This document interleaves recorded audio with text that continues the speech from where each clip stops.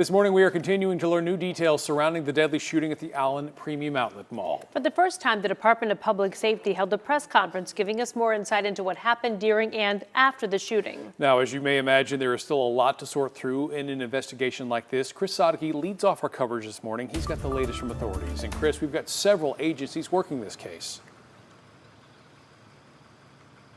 Yes, Mark, and this morning we finally have some new details about the shooting and the shooter that comes straight from the official investigation. However, during the press conference here at Allen City Hall, Texas DPS says the motivation for the shooting remains unknown. Among the new information, DPS said the shooting lasted 3 or 4 minutes before the shooter was stopped by an Allen police officer. We knew from a search warrant that the shooter brought 8 guns to the mall, but the latest info is he was carrying 3 with him during the shooting, and 5 of the guns were found in his car. But he did not have a criminal record, and all the guns were purchased legally, according to the investigation. And though DPS acknowledged the shooter wore patches and had tattoos indicating neo-Nazi ideology, they are not sure of his motivation and say when he began firing, he did not seem to discriminate.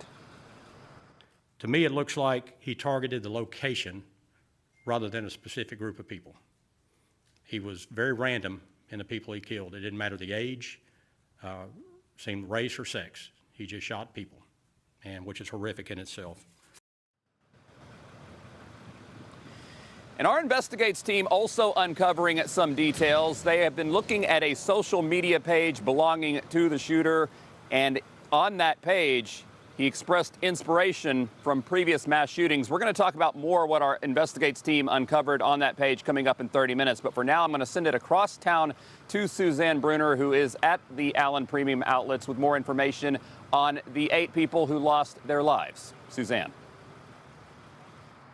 Yeah, Chris, good morning. We are seeing people visit this memorial site. People who didn't even know the victims come out here to learn about them, and even more are planning to be here tonight for a vigil, and that is scheduled to take place at 7 p.m. But these are the faces of the 8 people who were shot and killed Saturday afternoon. 7 of them were spending the afternoon shopping.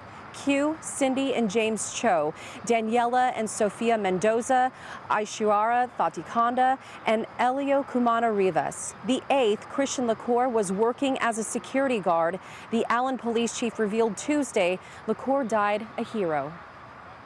We also must acknowledge the bravery of Allied security guard Christian LaCour, who evacuated one individual to safety and was shot while courageously remaining to help others.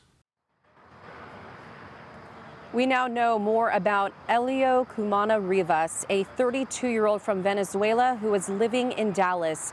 His brother told WFAA, and I quote, "My special little brother, the best thing that God could give us, was the 5th of 6 siblings, only 32 years old.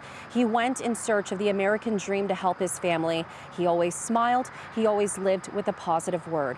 In the most recent update we have received from Medical City Healthcare, doctors are still treating 6 people for their injuries. There are 2 vigils taking place in Allen tonight, one being here at the memorial site at the Allen Premium Outlet Mall, and the other a prayer service at St. Jude Catholic Church here in Allen. Both are scheduled at 7 p.m.